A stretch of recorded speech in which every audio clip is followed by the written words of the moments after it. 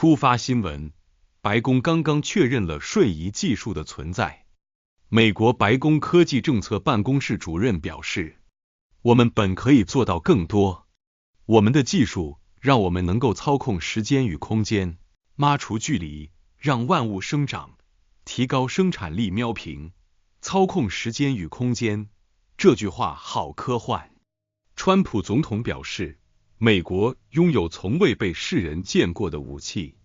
白宫科技政策办公室主任声称，我们能够扭曲时间与空间，消灭距离。外星人、外星技术和这些比，算个啥？在科幻电影里才有的东东，其实在美国都是现实存在的。调查员阿什顿·福布斯 Ashton Forbes 做客本尼秀 The Benny Show， 揭露他们为何隐藏这一技术，以及它如何可能引发世界的终结。这种技术一旦应用，就会立刻让所有的军事力量都变得过时。我觉得你还不错，所以我可以就，我可以直接拿走你的飞机舰队，然后瞬间就让它们消失。我可以直接拿走你的航空母舰，航空母舰显然是现代战争中最具实用性的武器。我想你可以说，它无疑是用来进行力量投射的。你意思是，他们就这样变得过时了吗？你就是这个意思吗？我们就能直接把我们的武器瞬间送到中共国大陆，对吧？而且不会被任何人看到或察觉。这就是那个应用吗？比那个还要疯狂。我们甚至很难完全理解我们在这里讨论的东西，因为如果我们掌握了这种武器，那么对美国来说就绝对没有任何挑战，除非其他人也拥有这种武器。这个视频有些长，也是第一次公开详细概述这些科幻技术的视频，虽然讲的还是有些朦朦胧胧，也许就是仔细的看过一遍，您也未必能够全懂，但您看完一定会有一种魔幻感觉，犹如七哥所说过的，美国所拥有的神秘力量真是太厉害太神奇了，这就不是地球上的技术，他们从物理常识上完全超越了我们的认知，真的很可能是有神在保佑美国。如果您把外星主人也认作神的话。24分钟的视频 X 上的桃猫做了中文字幕，视频未授权发布，供您欣赏。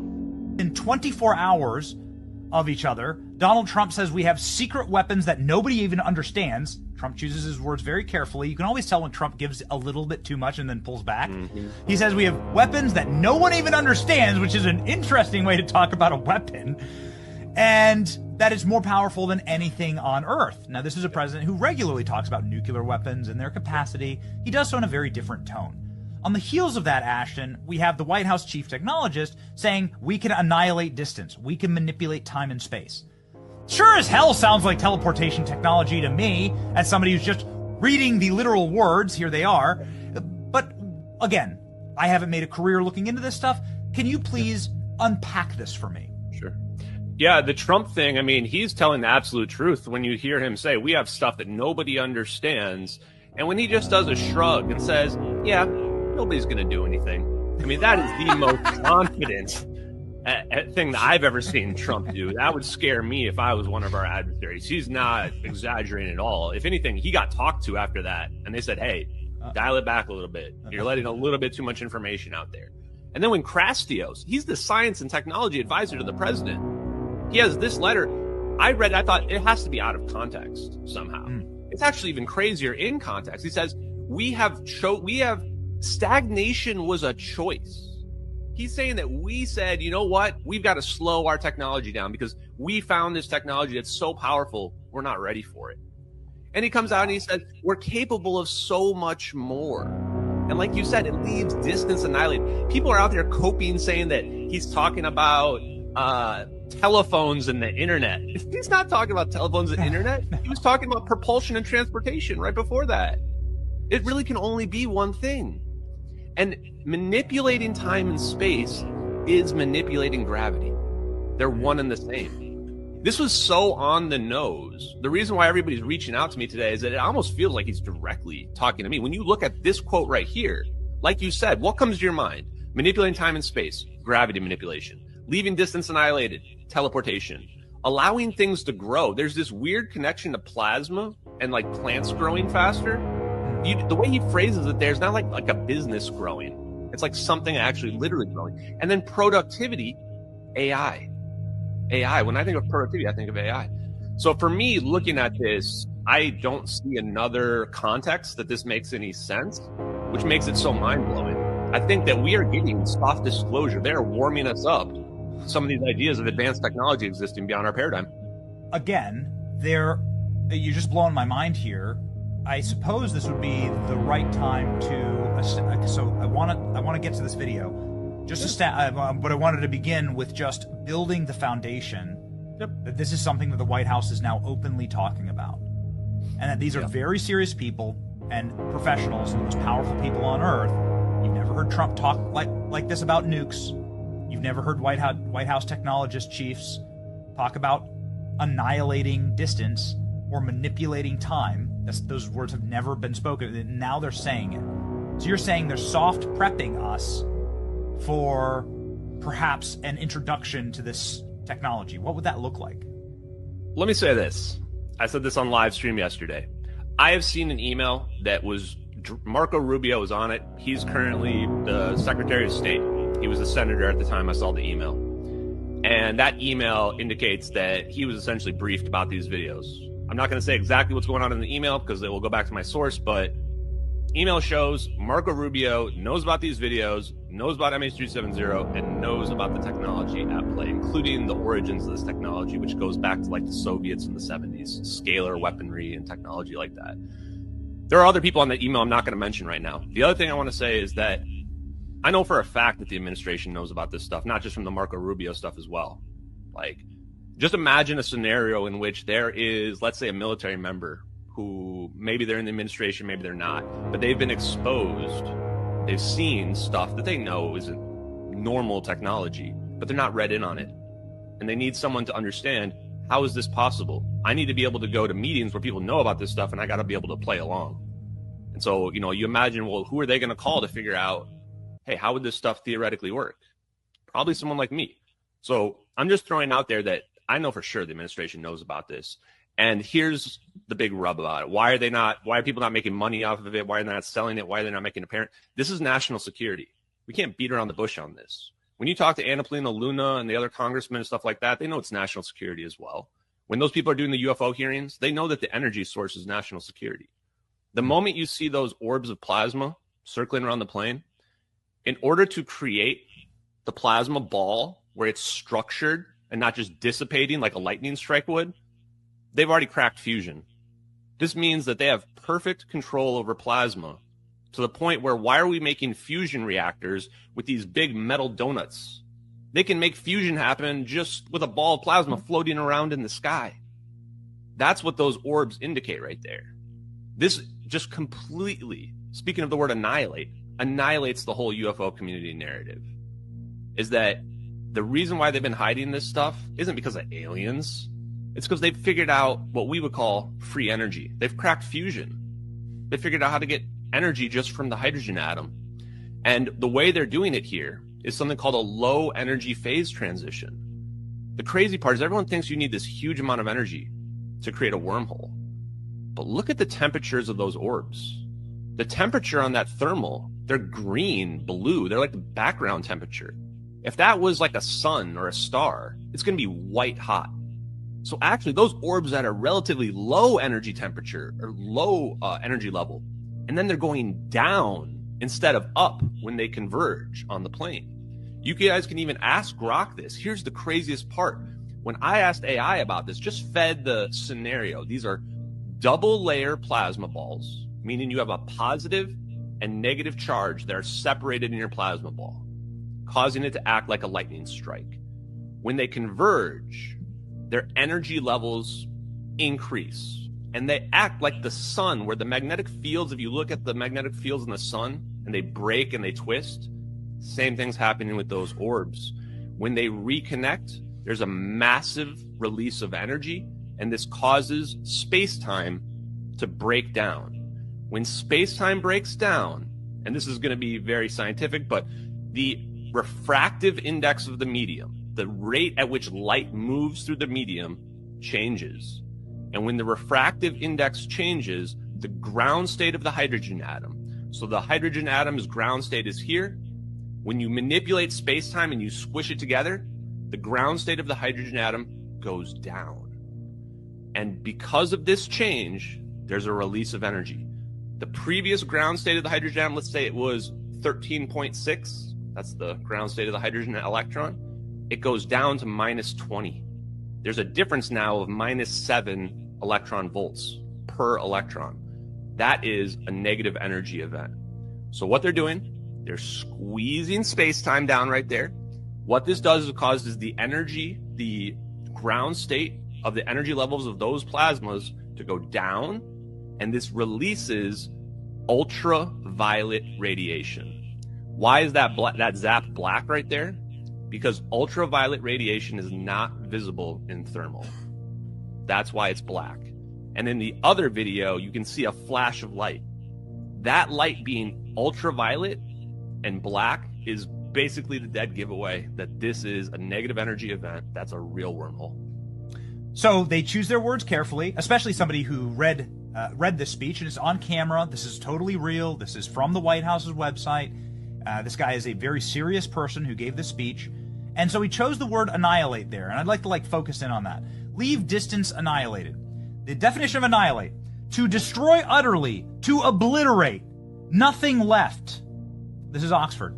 So it's not that we've shortened distance, like we've made a really fast plane, okay? It's not like we're condensing distance, like we're breaking distance barriers, like sound barriers or so on. We're destroying distance doesn't mean anything anymore. Right. Am I following what he's saying there correctly? Distance is an illusion. So the former director of Lockheed Martin Skunk Works, the secret projects where they do all the secret advanced stuff, back in the 90s, Ben Rich, he said straight up, we have the ability to do anything you've seen on science fiction, anything you've seen in the shows. And so somebody asks him, how is this possible? How would teleportation be possible? And he says, how is ESP possible? And the guy responds, time and space or distance is an illusion? And he says, exactly. What we think of as distance is an illusion. And how do you unify all these concepts? You say, oh, there's an extra dimension of energy all around us all the time. In fact, this extra dimension of energy gives space-time its form. What we see all over around us isn't nothingness. We are in a medium of energy. We just don't see it because it's quantum. It's invisible. Just like magnetism. Magnetism exists. We don't see it, but we can see the effects of it. That is also true of the zero-point energy. And you're seeing Dr. Greer here speak. I've actually watched a lot of the interviews he's done with engineers, including people like Hal Puthoff, Eric Davis, for example, that are government black project physicists and engineers. And they explain this concept clearly. If there is this energy all around us, and we're in this medium of energy, then the thing that physics has gotten wrong, the classical physics and academia has gotten wrong, is they think that this zero-point energy is insignificant. They think there's nothing there that you can tap into. That when you get to zero, that's it. But the Casimir effect and various other experiments about zero-point energy show it's not nothing. In fact, it might be a significant amount of energy. So what we think of as zero is not the bottom. And if that's the case, that means not only can you make an explosion where you add energy to a region, you can remove energy from a region. So I brought an analogy for you here. Imagine this sponge is a region of space-time, a cube of space-time. If I were to look at this, I would go, well, it just looks normal. I don't see anything in this sponge. It's empty, right? It's just a sponge. I don't see anything dripping off of it. But what happens if I squeeze that region of space-time? Now the water drips out. So what would happen if I were to squeeze a region of space-time down? All the molecules would come together. They would get closer together to one another. Potentially it would create fog, condensation. Well, it turns out those MH370 videos, that's exactly what we see pulling the orbs forward. So this idea of having this zero-point energy that's a meaningful amount and tapping into it, that's negative energy. That's the way you make a warp drive. The whole thing, the only thing we had to understand, space is not actually empty. And if that's the case, we can swim through it the way that we do with the submarine, by pushing it around. And the way we push it around is magnetohydrodynamics, magnetism. Reference the Lockheed Martin Skunk Works, and I watched that video in show prep. And the guy says, we have Star Wars technology or Star Trek technology. Yep. Now, he's saying this in like the 90s or the early aughts, which like, he's not talking about laser weapons, because we've had those since the 40s and 50s. We've had weapons that can be mounted and used as lasers. That's not what they're talking about. If you're talking about like an actual Star Wars or Star Trek technology, you got to be talking about, and you're not talking about space flight, because we've also been able to do that, right? Since the 60s and since actually the late 50s. And so if there's a guy who's a part of this Black Ops program telling us about 2 decades ago, we have Star Trek technology, it sure stands to reason that it'd be something like this. Not like we have a laser or we have a spaceship, because that's not something secret at all. And so then it begs the question here, Ashton, which is the applicability of this suddenly makes all militaries obsolete.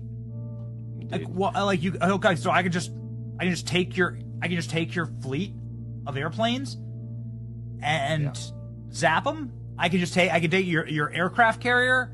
The aircraft carrier, obviously the most useful weapon in modern warfare, I think you could say, arguably, to project power. You could just those become obsolete. Is that what you're saying? We could transport our weapons into mainland China, right? Like without anybody seeing or knowing. Is this the application? Yeah. It's even crazier than that. It's hard to even fully grasp what we're talking about here, because there is absolutely no challenge to the United States if we have this weaponry, unless somebody else has this weaponry as well. Submarines, every submarine on planet Earth, its location is known exactly. This technology, we can, with this same exact quantum technology that would be used to control the orbs, you can basically map the entire planet, including underneath the water, inside buildings, just like the Dark Knight, where they can see everything. There's no hiding anywhere. Your aircraft carriers, obsolete, useless. Your nuclear weapons, not only can we warp them and teleport them back onto you, and there's no stopping the phase transition, no stopping it showing up on you, we can hit it with a directed energy weapon from space the moment the ICBM takes off and blow up your nuke or make it inert, whatever we want to do. Nuclear weapons are not only obsolete, but they're actually a liability. If our adversaries want to make nuclear weapons, go nuts. They have absolutely no chance at all. And this is why we've basically been projecting power across the entire world for the last, 70 years, and nobody has ever even dared to challenge us, because they would get annihilated. And so why did we do that to that airplane? Everybody always asks me that. Please. Truthfully, I don't know all the motivations, and I can't pretend to be a deep state evil person that thinks that we're going to just zap civilian airliners. But I imagine they're doing it as a show of force.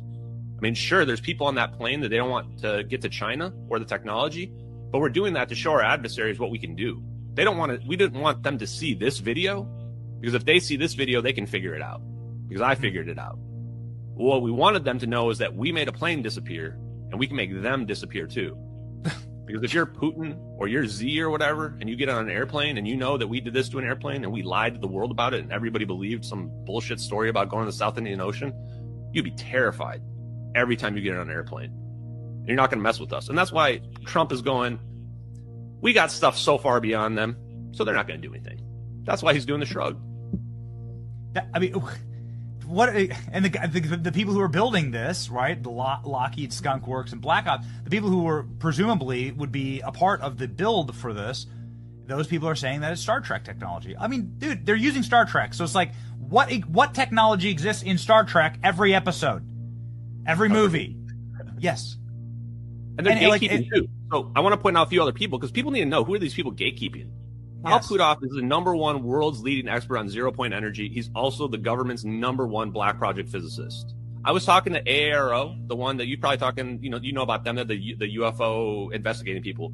The AARO guy's going like, Al Puthoff is a legend. I respect him and all this stuff. And I'm going, what? Why do you connect to this guy? And then the other guy is his right-hand man is Eric Davis. Eric W. Davis is the world's leading expert on warp drives and wormholes. They've got multiple papers that were declassified. Like, the government's going to come out when this is all true, and everybody starts getting mad about how they've been hiding warp drives from us.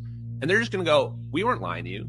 We've been telling you. We got all these papers that are out there. You just ignored them. You said they weren't real. Salvatore Pais's patents, 5 Navy patents that explain the balls of plasma. Everybody says, oh, no, they're not real. The Navy was battling the patent office, having their lawyers say that stuff's real. The rest of the world just ignores it. So I think it's really a question of, like, when are we going to wake up and when are we going to be ready? This is Tesla level technology that has been out there for 100 years. Tesla knew that this 0-point energy was out there. He called it radiant energy because it was before quantum mechanics was even a thing. Tesla invented all the power we use today, 3-phase alternating current. The secret, he told us, energy, frequency, and vibration. The frequency and vibration part is the part that we've forgotten about. We're sitting here just trying to bash things together, and what we should be thinking is like a swing. When you push a swing, do you just constantly push the swing? No.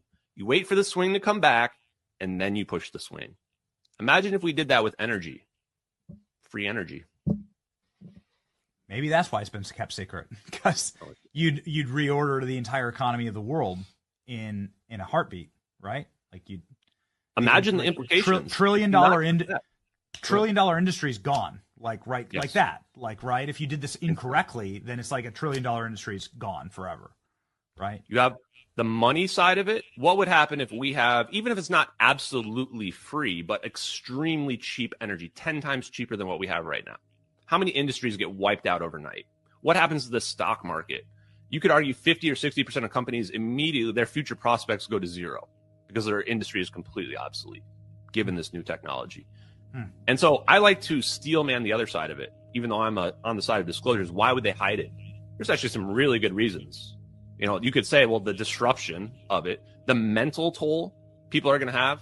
There are people that told me they would end their lives if it turns out that I'm right. That's a scary thought for me, just because of all the brainwashing that we've been succumbed to. And then also, the part that really, I think, I'm surprised a lot of people don't understand, but I think that physicists will realize this here, if you take this to its logical extreme, the technology we're seeing, it's the end of the world. Scale this up. Why? If we can make negative energy, it's basically like cheating the laws of physics. And that basically opens the door to infinite destructive potential. So theoretically, you could make a black hole using the same exact science. And these would be the reasons why they're hiding. It's not just because they're evil. It's that they've looked at all the reasons. They said this is too disruptive. And I actually agree with them. The only reason why I still push for disclosure is because we teleported a civilian airliner. The video's leaked on the internet, and everybody's just been ignoring it. So nobody's going to probably ever face accountability for what we did to that plane. Let's just be realistic. The only punishment they may ever face is that those videos get exposed and that technology gets exposed. Where'd the plane go? It's a good question, and I can't obviously know for sure, but we have a pretty good idea. You guys were showing the image earlier that this plane is getting teleported to the west somewhere, not to another dimension, not to another galaxy, but somewhere else on Earth. The phones were still ringing days later, and these islanders saw the plane flying towards Diego Garcia. They were dismissed because the plane was coming from the wrong direction. But they had a very detailed sight, and they definitely saw the plane. So as you can see on this map here, we believe the plane was getting teleported to the Nicobar Islands, which was the same location where they claimed the plane just took a turn to the South Indian Ocean and just flew to the South Indian Ocean. So it's like the exact right location for some mysterious event to happen in the flight path. And then it gets teleported to the west. And we can tell there's a right-hand rule in electrical engineering that would tell us this plane should be going backwards based on the orientation of the spin of the orbs around the plane, which is, I don't know, it's speculative. But you can also see the plane in the frame before the zap opens up. You can see the plane looks like it gets pulled backwards a little bit. So it would indicate that the plane actually went backwards somewhere. Now, the best theory we have is there's a fourth orb that determines where the plane comes out. So, you know, the plane's flying along, and the analogy would be it's flying along, and then it zaps away, and then it comes out over here somewhere else, right? The fourth orb, the idea would be that 3 of these orbs are negatively charged. Think of everything as positive and negative. And if you add all 3 orbs up, you imagine it gives you 1 negative charge. Then the fourth orb is one positive charge somewhere else, and they're entangled together. So that when the zap happens, the orbs shoot together, and then because their charges equalize, they just dissipate. So what you're left with is you have 3 orbs spinning around your plane teleports, your plane comes back out at the location of where the 4th orb was, and now all 4 orbs are gone. They've all just dissipated because of the equalized charge. That's what I think is happening here, and I think the plane somehow ended up at Diego Garcia, either was teleported directly there or teleported near there and flew down there, because the only place you can hide a plane of this size is going to be a military base. You can't hide it on any commercial airport. So either they sunk it in the water somewhere else where we've never found it, or they took it apart at that base and threw some pieces in the water that ended up showing up in Africa. Would the people on the plane be dead when this happened? Would they be alive? Yeah. Sadly, I think they probably were dead, because if you look at the videos and you do a deep dive in the case, you're going to find that it wasn't a pilot suicide thing or anything like that. It was a fire. It was an emergency event. It was lithium-ion batteries on the plane. That's what caused the plane to go dark. You can see the smoke in the videos. You can see the smoke coming out of the back of the plane in the videos. We had a witness that was there. Catherine T saw the smoke coming out of the back of the plane, and we had a China Times report of the plane disintegrating and attempting an emergency landing at the same time we're seeing these videos. So the problem is, if there's lithium-ion battery smoke on this plane, those passengers probably did not last for, I think it's about an hour and 20 minutes from when the plane went dark to when these videos are being taken. So sadly, while you could survive this type of wormhole event, they are humanly traversable, at least in theory. The smoke is probably the bigger danger. And that might indicate why nobody ever came forward in the last 11 years to go, hey, I was on that plane and I'm still alive. That's never happened.